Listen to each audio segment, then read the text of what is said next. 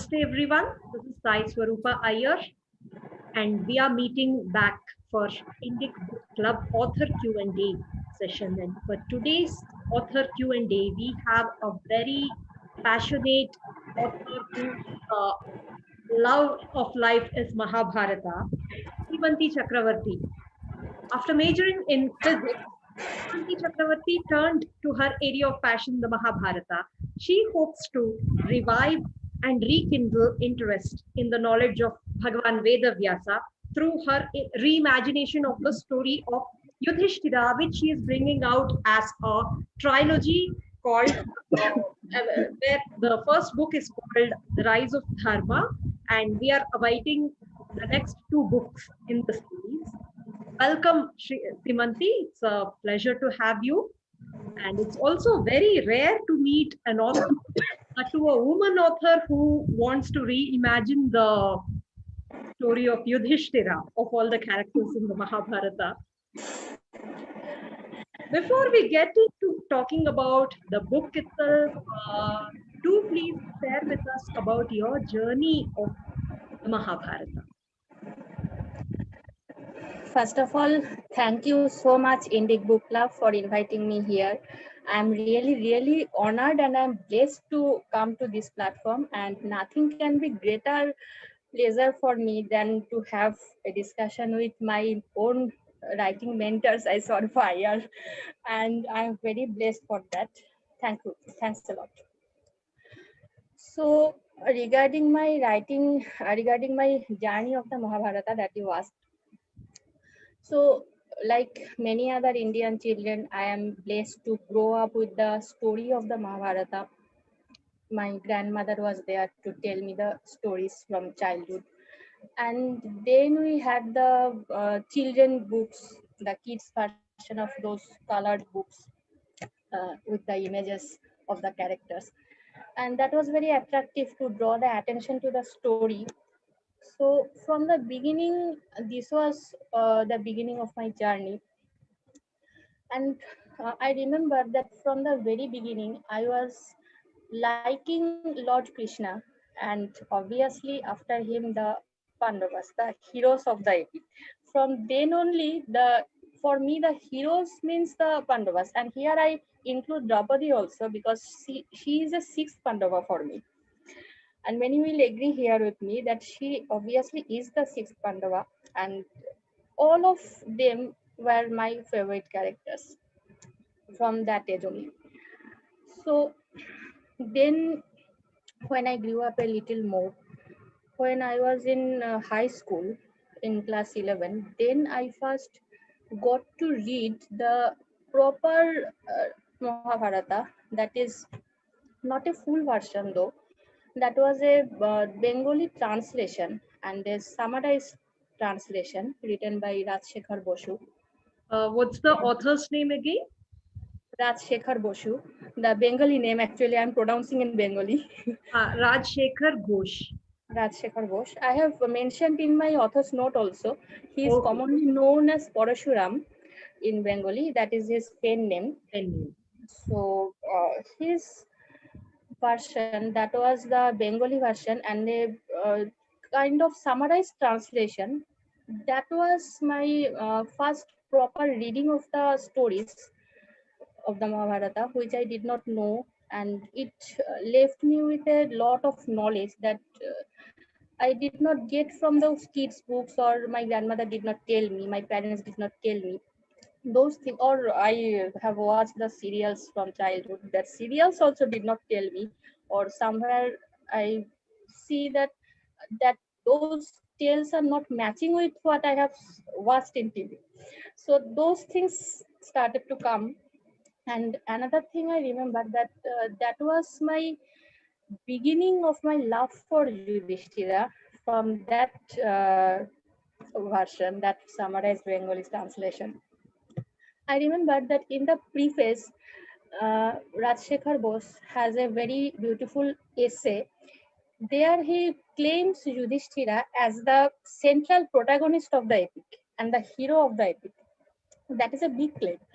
So I never thought like that. And when I read his explanation of why he thinks so, And again, how he is translating his story, the parts where Yudhishthira is very, we will come to that, how Yudhishthira is very good and his positive sides, how he has written those parts, that made me like him even more. So that was the starting. And after this book, I was very much interested in the epic. Then I started reading more and more on the epic. I switched to the other works by other authors, including both fiction and non-fiction. Then one thing came to my notice, that is, the character Yudhishthira I am liking so much does not have a very good reputation or very good image to most of the people. Most of the people, that means it can be a common people around me in my Bengali community or a scholar. It can be anyone, but it does not have very, he doesn't have any very good reputation to most of the people. So that I found one thing, that he is mostly seen as a selfish brother, a jealous husband, and overall a gambler, the weakest point, the point with which we criticize the most. So I found that his positive traits are very overlooked, very much overlooked, and not highlighted that much. So that bothered me a lot for the first time. So I was thinking that why then the Krishna, the best kingmaker, the greatest kingmaker of his time, even if you don't call him a god, if even if he's a most intelligent person of his time, why would that person, that kingmaker, choose this Yudhishthira as the emperor of his land? That question came to my mind. Then was he that bad? Was he nothing beyond being a gambler? Why we are seeing only in the dice hall and not beyond that? This question started to make me rethink. So after this, uh, I decided kind of from my passion that a decision came that why should not I try? Why should not I try to do something for this Yudhishthira, whom I love so much? Why should not I try something to write on him and to bring out his positive sides to the readers? So it started in 2014. I actually thought to write something, and I did not know if I could write anything or not. But it was mainly emotion driven initially. Sure. Thank you. Thanks for that. I think I'm going to make a note of Rajshekhar Ghosh ji's translation, because it's rare that we come across versions of Mahabharata which have Yudhishthira as the protagonist. So that now that brings me to my second question about this perception about Yudhishthira, right? And most of the critics of Yudhishthira, their criticism of him is it hinges on one event, that is wagering of Draupadi in the Dyuta Sabha, right? And for some surprising reason, they don't seem to be that disturbed with him wagering himself or his brothers and was the kingdom. There are so many unnamed people whose destinies are just written in a second, rewritten in a second, because he chose to transfer the power. Somehow, unfortunately, we don't have enough discussion about that going on, and a lot of it hinges on Draupadi. But I'm hoping you'll cover that part in the second book. So to the viewers, Rise of Dharma, uh, it explores the trajectory of Samrat Yudhishthira from his entry into Hastinapura as an orphaned son of Pandu, entering his familial home for the first time, till he becomes the Chakravarti Samrat of Bharatvarsha, after till the point of Rajasuya. And I am waiting for her next book. That's where a lot of interesting events would happen, and I'm very interested to look at her way of looking at the Dyuta Sabha as well as Vanaparva, which is the most beautiful chapter of Mahabharata in my view. So, Simanti, I wouldn't ask you to, spoil the suspense of your book too or anything like that. But would you share us some of the share with the viewers some of the high points of Yudhishthira's trajectory that most of us miss? Yes, that is a very good question actually, Sai, because you said it correctly. Because I also think that we are limiting our vision on his character only on that single day of that dice game. And we are missing many other days of his life. And his life is 18 Parvas long epic. And we are missing most of that part. Before the dice game also he had a life. After the dice game also he had a life. We are missing that. So we should not. So let's talk something about that. First of all, I would like to start from the very basic, that is his adherence to the Dharma. We all know that he is a follower of the Dharma, but what Dharma is actually to him? He himself answers to the Lord Dharma when he comes to test him as the in the disguise of Yaksha. This is from the Yaksha Prashna, right? From the Yaksha Prashna. So then the Lord Dharma himself asks his son that what is the highest Dharma? So what Yudhishthira replies? He replies that the highest Dharma is Anvishamsa. That is the, in English it will be just plain non-violence, but actually I believe this Anvishamsa is much more than that.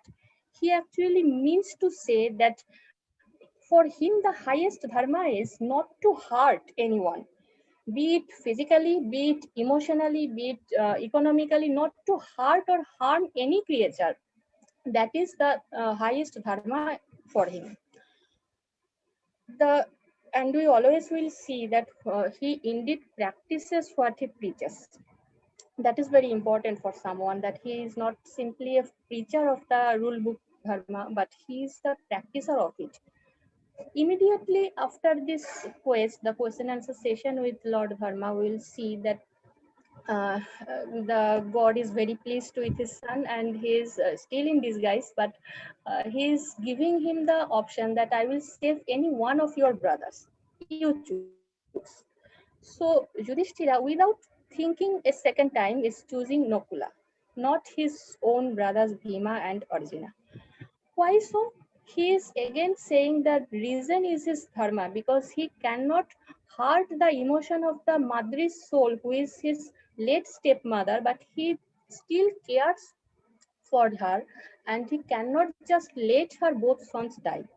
That is partiality for him, and that is cruelty, that is nishamsa for him. So he has to practice the anishamsa, and he has to care for both his mothers, Kunti and Madri. So since he is alive, he has to ensure that the at least one son, the eldest son of Madri, also survives. That is one. That is a very well-known part of the epic. Another one I would like to say, that is another test of Lord Dharma. That is before he enters to heaven. He earned the heaven by his own karma, by his own virtues. But in front of the Lord of heaven, the King of gods, he is rejecting heaven plainly, saying that I cannot enter, won't enter unless you allow this dog who has come with me. That is a very big thing. Actually, here also he cannot be cruel to that dog who was in his shelter, and he mentions also there that it is my dharma that I cannot abandon this dog who has come with me. This was actually, we know that dog was none but his celestial father himself, and that was the second test he was taking. And his third test also, we see that he was shown the hell, and be it illusion, be it anything else, he was shown the hell, and he saw that all his loved ones were in the hell. He willingly rejects heaven there also and chooses to live in the hell just because his family and friends were there. After this, Lord Dharma himself comes and says, I was testing you, my son. You have passed with flying colors and you are maintaining your moral standard. That's why you already deserve heaven. So thus he goes to the heaven final. So this is actually the some of the examples of his what dharma means to him. Next, another thing I would like to share that is one of my very favorite parts from the epic. I remember when I read this part from the Rajshekhar Bose's Mahabharata, it was the first incident that made me fall in love with Yudhishthira. That is Pajagora Parva, the incident with the Nahusha, the big serpent, who was none other but the ancestor of the Pandavas, Nahusha, who was the son of Jajati, the ancestor of Pandavas. He was cursed by one of the Saptarishis due to his some ill manner and ill behavior to the goddess Indrani. He was cursed to become that large serpent in the forest. And also that Rishi has told him that your descendant Yudhishthira will liberate you from this condition. So in this forest, we see what one day Bhima was he has left his hut for hunting, and he was suddenly seized by this large serpent, who was none but the Nahusha himself. Then Bhima's all strength suddenly failed that day. He could not escape from the grip of that serpent. He almost was ready to die. He gave up. But then Yudhishthira comes into the picture. He was already out of the hut for searching his brother. And then he comes to the spot and sees this condition. He sees and understands the situation. Then first what he does that is very natural for him, he tells the serpent that, listen, serpent, the great serpent, leave my brother, I will give you alternative food. But the serpent was not at all interested in food. He was interested with a question and answer session. So he starts asking questions to Yudhishthira. The very first question is very mind-blowing answer I'm going to share. The first question he asks that who is a Brahmana? Who is a true Brahmana? So there Yudhishthira answers that a person who has 7 qualities in him, he is considered to be a Brahmana. Which 7 qualities? He mentions those 7 qualities. First is honesty, truth, charity, forgiveness, good conduct or good behavior, benevolence, observance of rights of his order, and mercy. These 7 qualities, if there are these 7 qualities in any person, according to Yudhishthira, he should be called the Brahmana. So then Nahusha was a bit surprised. Nahusha asked that, how so? This is very generalized answer. These qualities are very generalized ones and it can be found in anyone, in any person. So if we see these qualities in any Shudra, then what should we call him? Then Yudhishthira's reply is, any person having these 7 qualities can never be a Shudra. He is obviously a Brahmin. Now, this is something actually amazed me when I first read in that summarized version itself. And in this high school days only, I was just surprised and I was awestruck by this. That how can someone in this time can say so liberally that Brahmin is not someone by birth, but by virtues, by character. So that was something actually attracted me more towards him. Even if you see that in his question and answer session with the Yaksha, he also repeats the similar thing, because here also we have a similar question. The Yaksha asks him that, how do you define a Brahmin? Is it by birth or by behavior or by learning or studying? What? 4 options given. So Yudhishthira selects the second one, that is the behavior. Not by birth, not by learning or studying anything, just plainly behavior or character. He also mentions that uh, generally we don't see him giving so large answer in those questions, but here he explains a little bit with another verse. So that sloka says that if any Brahmin is very well educated, well versed in all the scriptures, all the shastras, still if his character is not good, he is performing wicked deeds, then he is considered to be an illiterate. So that is basically echoing his word from what is discusses with Nahusha. The same thing comes here also. So this liberal thought, this liberal mindset about the caste system, what we many of you don't, many of we don't know, we skip these things very often, but this is something makes him stand out from the others. Yes, so yes, thank you for that very beautiful enunciation of Ajagara Parva, because that gets overlooked by many readers and interpreters of Mahabharata.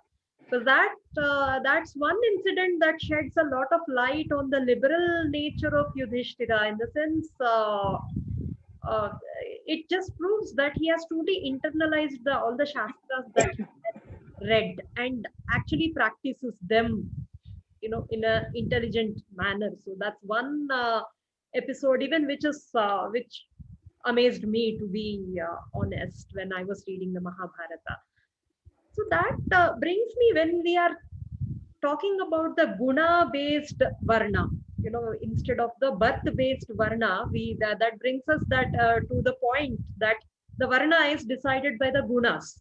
Like, so with this 7 gunas makes a brahmana. And when there is this discussion on the varna, I'm reminded of Karna. And again, even he is hailed as another flawed hero, right? And only thing is, I'm tempted to ask this question, because there's a new movie in Tamil named Karnan, where it's a modern movie. It's a story set in modern India, where the protagonist is fighting for the downtrodden, and then the movie claims to be inspired by Karna, who's also but was Karna actually a mascot of the downtrodden? In the words of many interpreters of Mahabharata, many writers who have explored Mahabharata, so was he really a mascot of the downtrodden? Well, first of all, he himself was not a downtrodden. He himself did not represent that downtrodden group of people, because he was not a Shudra. He was a Shuta who was born out of the intercaste marriage of Kshatriya and Brahmana. His foster, that means a father, Kshatriya father and a Brahmin mother. Their children is called the Shuta, and they were nowhere near. Same rule applied to Yadu, right? From Yayati and Yes, Devyani. So yes, Devyani yes, is the yes, Brahmin exactly, woman. So exactly. yeah, Devyani's So, sons become Sutas by that rule. yes, Yadavas are Sutas. Jadavasa Sutras. And if we see the main narrator of the Mahabharata, Ugrasrava, he himself is a shooter. Also, we would see that if you remember Kichaka, he also was that. Kichaka. Kichaka. I And did. we know his role in his kingdom. We all are aware of his role in the kingdom. He was That the was even, commander of, he was the Senapati of Matsya. yes, that was officially, but unofficially he was over the king. Yeah. So actually, and so was Queen Sudeshna, the same caste. So how could Pandavas choose her daughter as their bride, as their daughter-in-law? So if Shudras were like some downtrodden and the low caste like Shudras, as people generally believe, so that was not possible. So that is very much true that Karna was not someone downtrodden, and regarding his effort to, I don't see any effort mentioned in the text as a ruler that he is doing something or trying something to uplift these downtrodden people or to improve the lives of these people. Rather, we never see any respect from him towards women or towards the downtrodden people. Rather, we see the opposite. If we see Yudhishthira in parallelly, he had a respect for all types of people in society. If we see in the fifth Parva, in the Udvaga, and then when Sanjaya comes with the Dhritarashtra's message to him, when Sanjaya is departing, then Yudhishthira is asking him to inquire the well-being of everyone of Hastinapura, and that includes everyone, including the guards and the servants of the palace, all the women of the palace, and outside the palace there are the beggars, the people of living in the streets of Hastinapura, the handicaps, even the prostitutes. So how wide vision ruler he was, we can understand how caring he was to all kinds of people. He did not discriminate. But we don't see such a ruler in Karna, because we can see his discussion with Shalla in the just before the his final battle. He used to even sell women and children. The That was the tradition of Ongo, if I may say more. So actually, I don't think that he did something for the upliftment of those people. Okay. So that brings me another interesting point you mentioned about the main narrator of Mahabharata, Ugrashrava being a Suta himself. The Yadavas are Sutas, and somehow Suta is wrongly being understood as a charioteer. Of course, charioteer, the role of a charioteer was one of the roles that Sutas took up, right? But And they if I were very remember close to right, the royals. yes, They were and very that close is to them. not a that's not No, a, anyway a lowly role, and no. the charioteer and the warrior, they need to be in perfect sync with each other to actually execute a war strategy.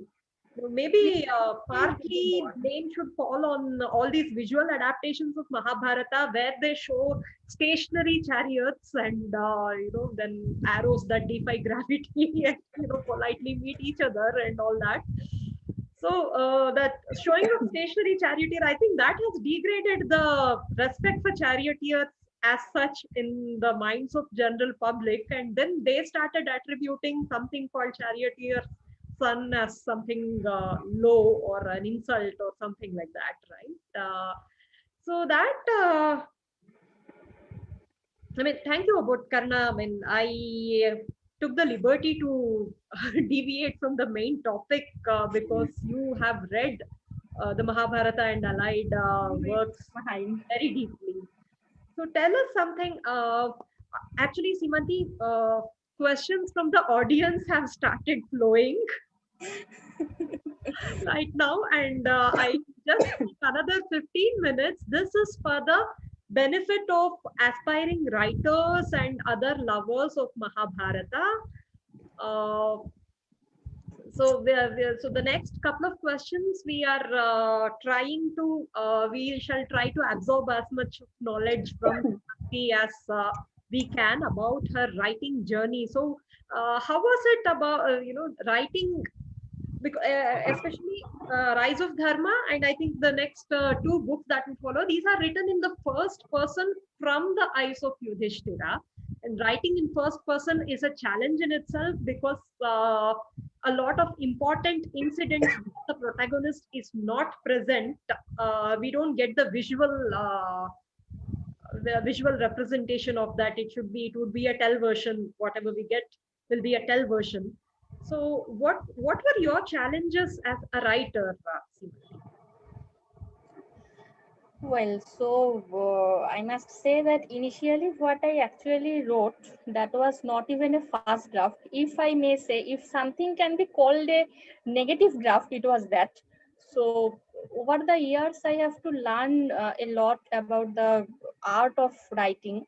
I had researched a lot. I had studied uh, in Google and internet and some books, and then I somehow understood this POV, the point of view writing, and I decided already that I will choose the first person POV to bring Yudhishthira closer to the readers. So it was a deliberate choice from the beginning. I did not change that. And regarding the writing, it took a lot. It totally took actually almost 6 years to bring it to this shape. So it was all writing and rewriting before that. I remember that initially the draft was more than 100K words, and I had to cut down a lot, and now it is below 80K. So I had cut down a lot. All of my the scenes I have loved, I have cut down. So So I was had you imagined that this would be a trilogy, or were you planning for a trilogy or one book, or how did it happen? initially I did not have any specific plan. Uh, just I started as it came. The ideas came and the scenes came. I started writing.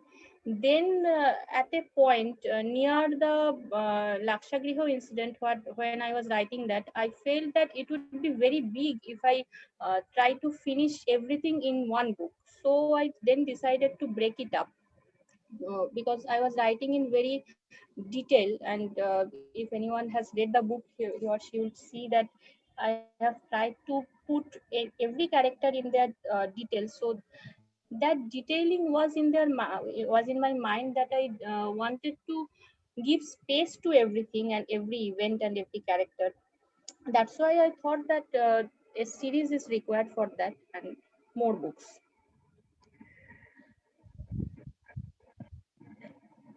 Sure. Thank you. Thanks a lot. And how was the publishing journey? Because I know that the way publishing industry has, I know now a lot of things are changing at the present moment as we speak, but a book on Yudhishthira would not have been publisher's favorite. If, I don't know if I'm wrong in saying that, but how was the experience with the publishers, and what made you go for Kindle Direct Publishing, as well as then I think the traditional publisher happened after you self-published the Kindle version of the. So the viewers, Simanti, she had self-published the Kindle version of Rise of Dharma, uh, and she still holds the rights for the digital edition. And Om Sai Tech Books approached her for the print distribution rights, and because of that, we have the hard copy of Rise of Dharma with us. And again, I can't wait for the next two books.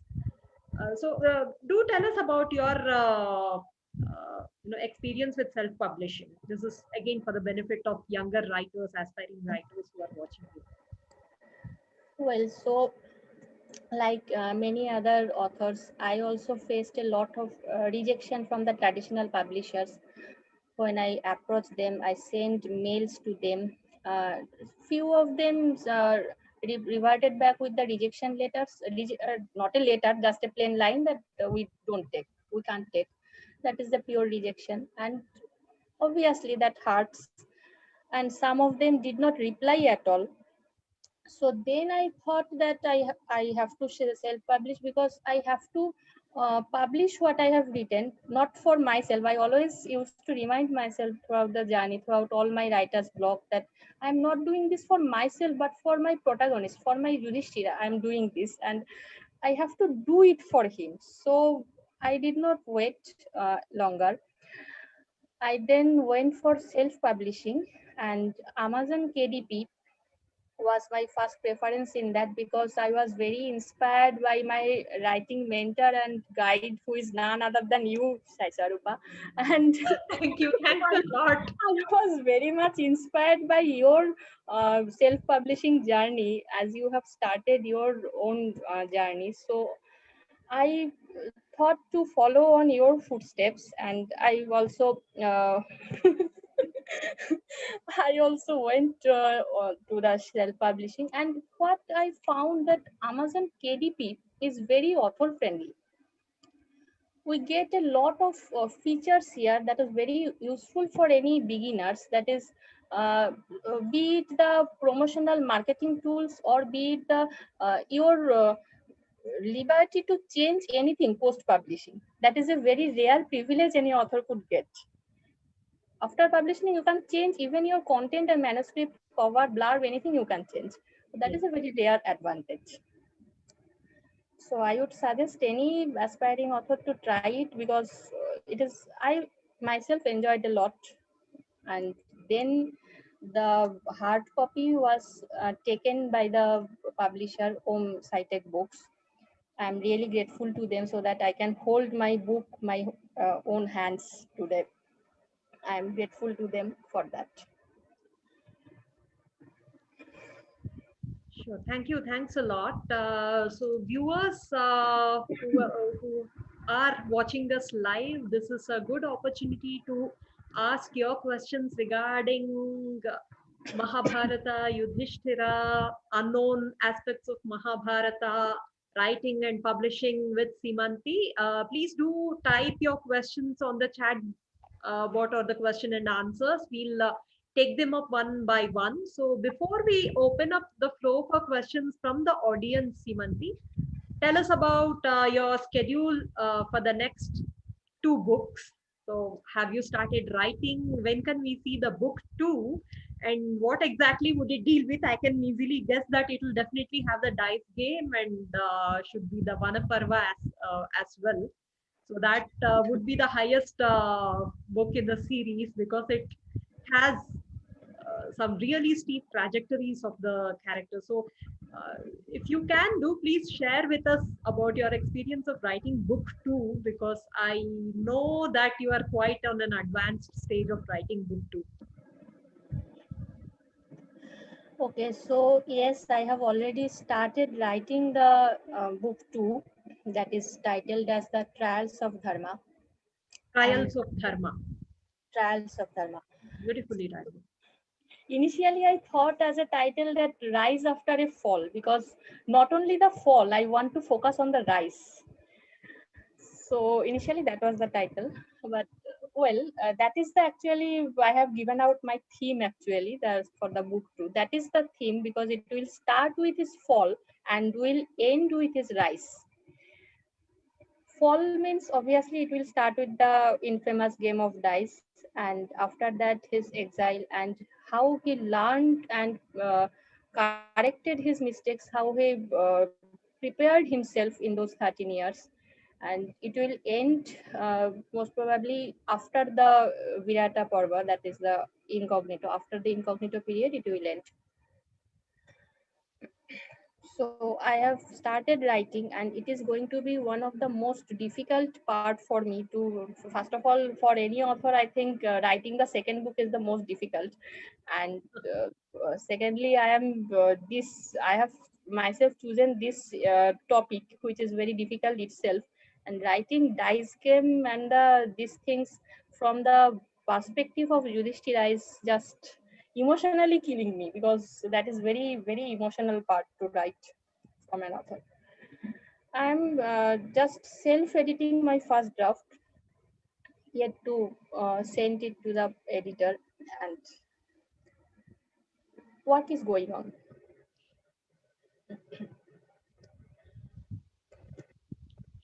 Sure. Thank you. Thanks a lot. Now, I won't take more time. That should rightfully belong to the audience here. So we have a question from an anonymous attendee who says, similar to Yudhishthira, Nakula and Sahadeva aren't that much, aren't given that much importance where when they were the epitome of medical treatment to the group. So what inspired you to write upon Yudhishthir only? So the user is anonymous, so I have no way of knowing his name. But having read the book, I think Simanti tried to focus though it is written from the perspective of Yudhishthira, she tried to focus on the strengths of all the Pandavas. But over to you, Srimati. Well, so I actually chose Yudhishthira because, well, he is one of the underexplored characters of the Mahabharata, and I have a plan to work on the other underexplored characters of from both the epics in future. So the twins might come in that. So if even if not is a full length novel, even if a short story, twins might come in that, because I always plan to write about the lesser known characters and the underexplored both male and female characters. I like to explore them, so that is there in my mind. Sure, thank you. The next question is from Padmavati Krishna. She has two questions in fact. What are lesser known facts of Yudhishthira about Yudhishthira? And her second question is, how was the relationship between Yudhishthira and Dhritarashtra post Mahabharata war?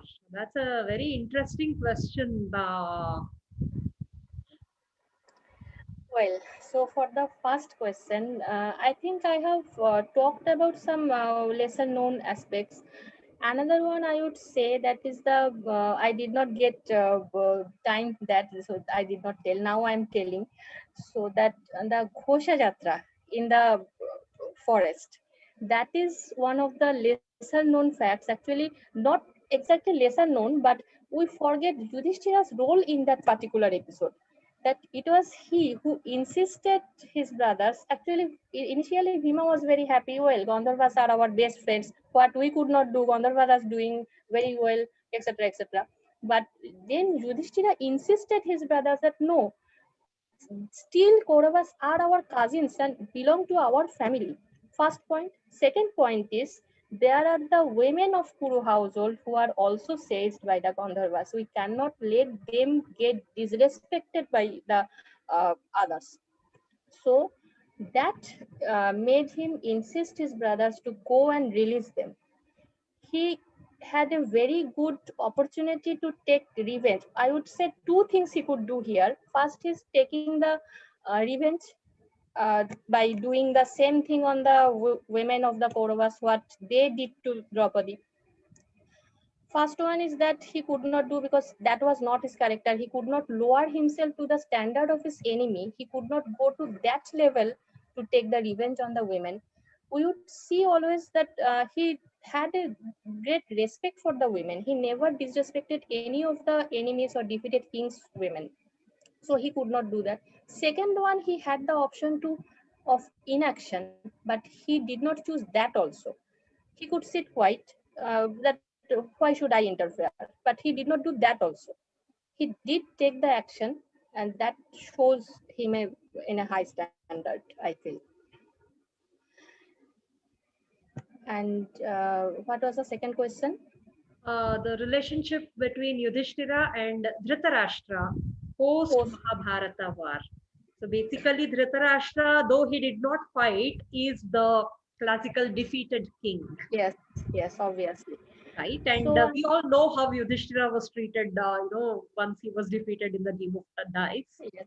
So, how did Yudhishthira treat the king who he defeated?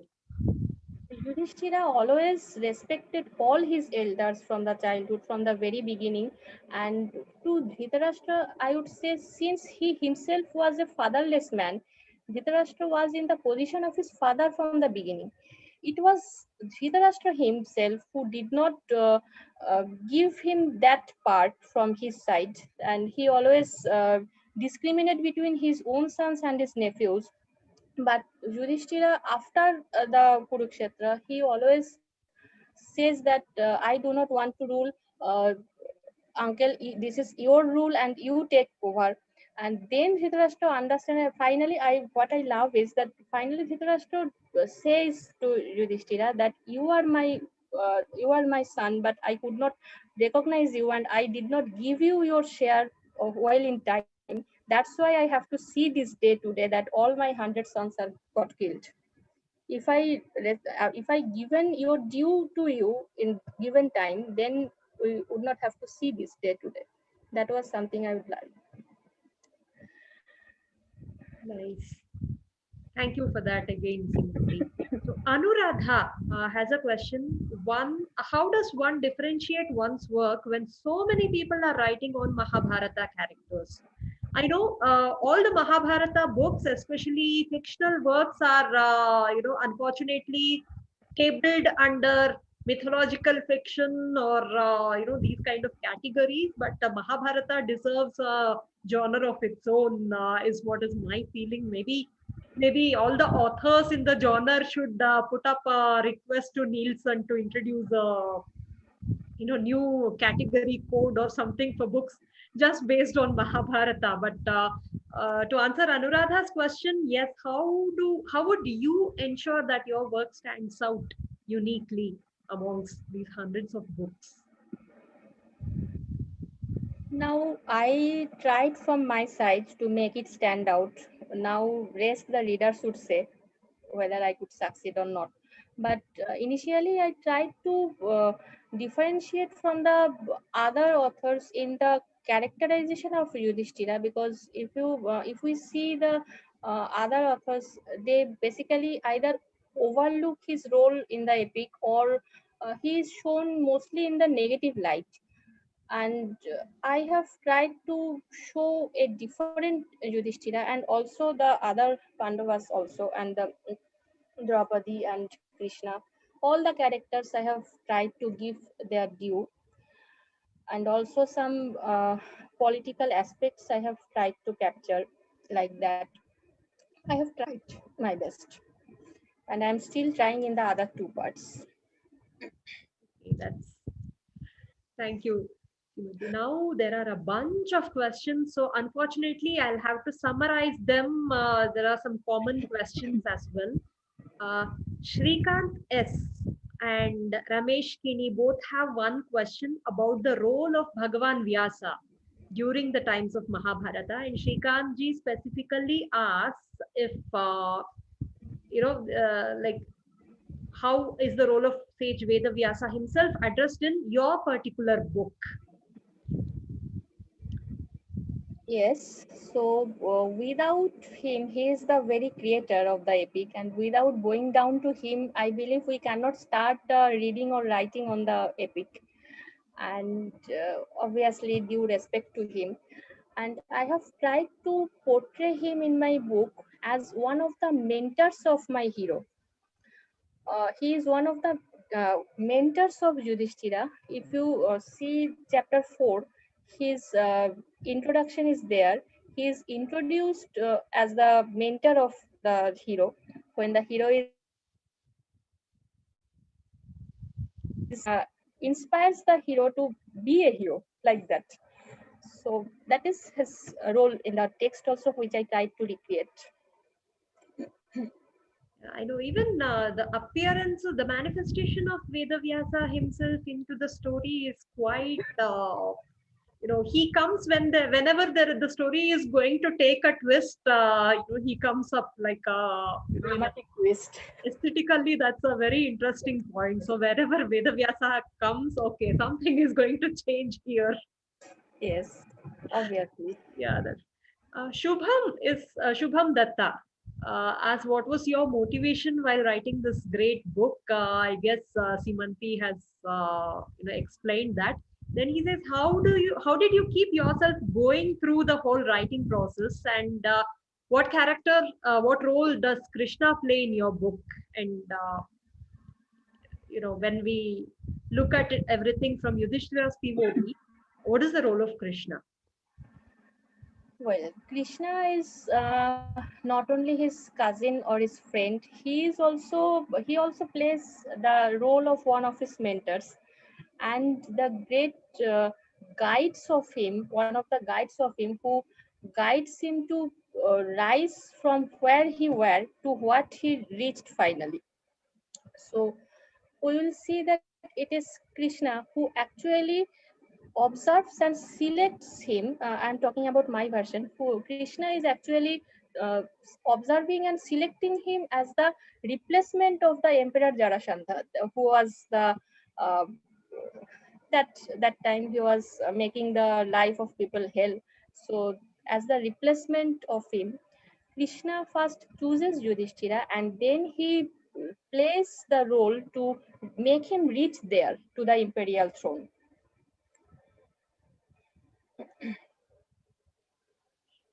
Sure. So then there are two more questions. Unfortunately, I think that's all we'll be able to accommodate for now. Ranjit asks, this is a trick question. If Karna was alive after the war, would Yudhishthira have made him the king out of respect? Or would he have denied Karna the position due to Karna's adharma? Uh, I know that Ranjit himself is a scholar in Mahabharata and the Puranas especially. So he carefully uses the word adharma instead of relationship here. So would Karna's role as the elder brother, would it have taken precedence, or his all his acts of adharma, would they have counted?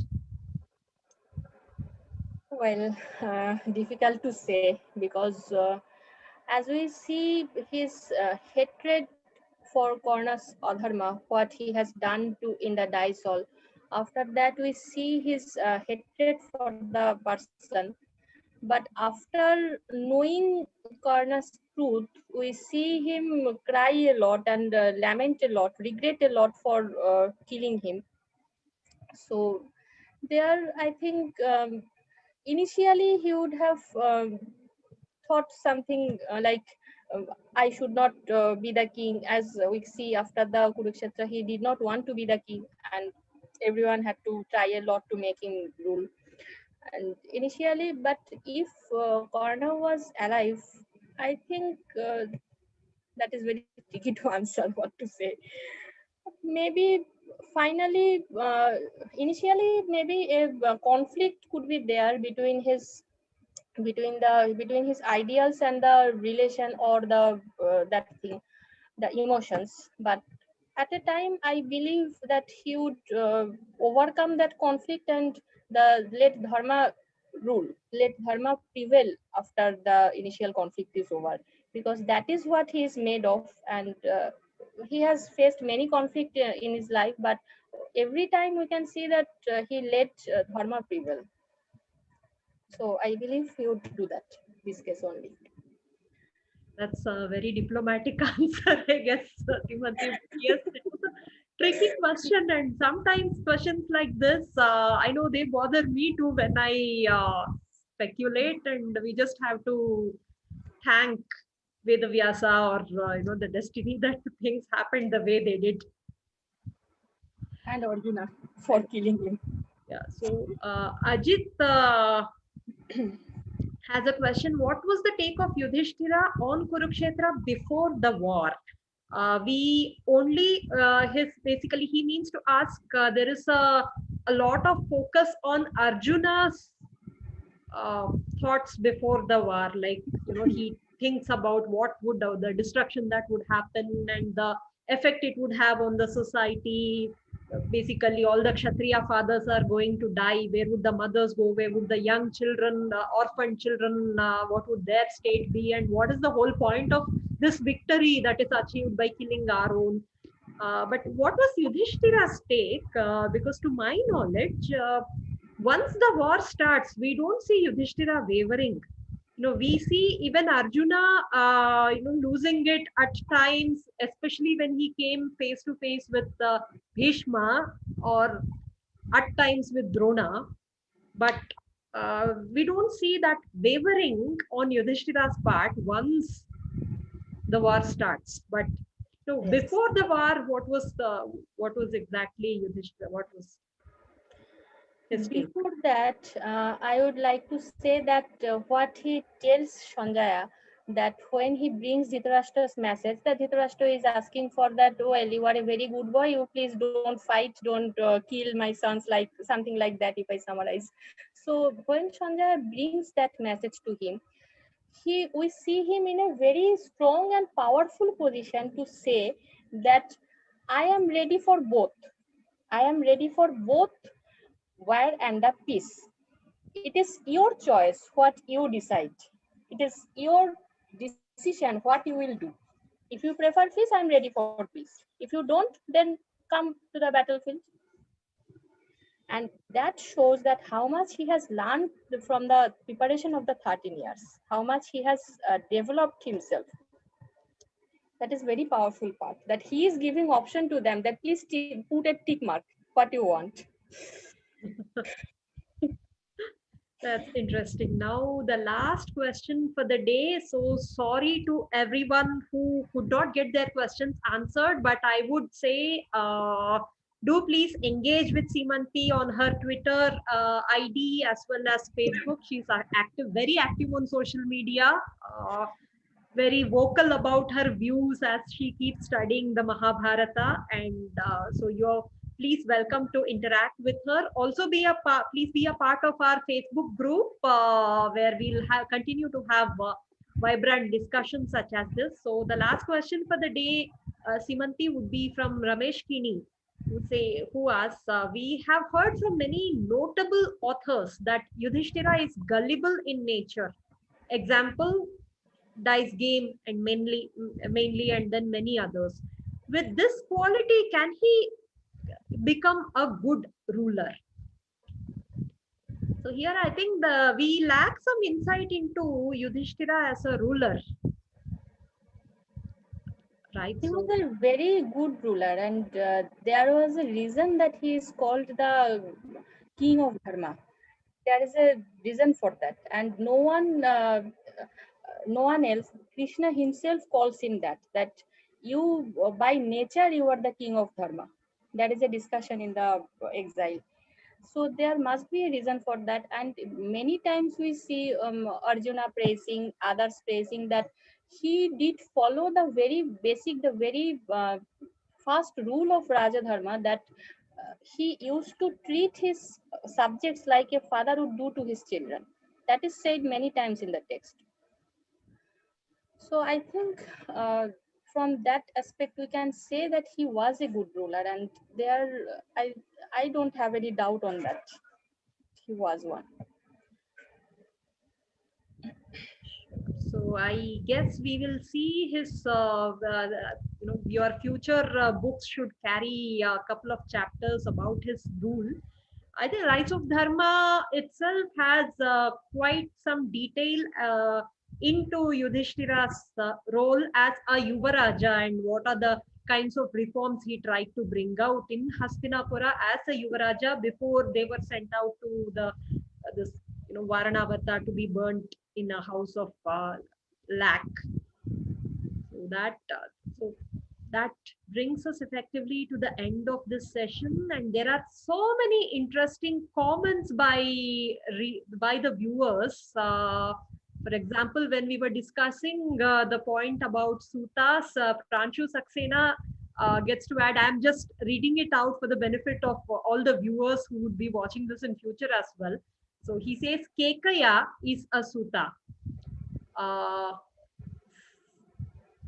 Sharda, Sardandayani, especially. Okay. Anupas, that is Neela, and who is the best friend to Bhima, he's a Suta. Matsyas, everybody, yes, Sivanti had talked about Kichaka and Sudeshna, especially. So then there are quite a few Kshatriya families who had Brahmin mothers, and hence there were Sutas. Vandi, son of Varuna, was a Suta, and also Akrata Varna, who is a disciple of Parashurama. He was also a Suta because that's, we come across some kind of criticism against Parashurama also for cursing Karna and all that. So thank you, Pranshu. I guess that's all. There's one suggestion about a book called A Hindu Primer Yaksha Prashna by Dr. A.V. Srinivasan, Parijata Publications. Listeners may really appreciate this gem of a book for children and other adults. This is being recommended by Jasmine Shaw. Thank you, Jasmine, for being a part of this program and this wonderful suggestion. And again, my request to everybody to be a part of Indic Book Club Facebook group. Do please get your copy of Rise of Dharma, give it a read, and do interact with Seemanti. I guess uh, I am very sure that you would find out a lot of unexplored parts of Mahabharata by interacting with her. And thanks a lot, Simanti. We are waiting. All the best for your book too. All of us are waiting Thanks a for lot. that for the release date. And Indic Book Club as well as Indic Academy will stay in touch with you for further discussions. So thank you. Thanks a lot. Thanks all of you.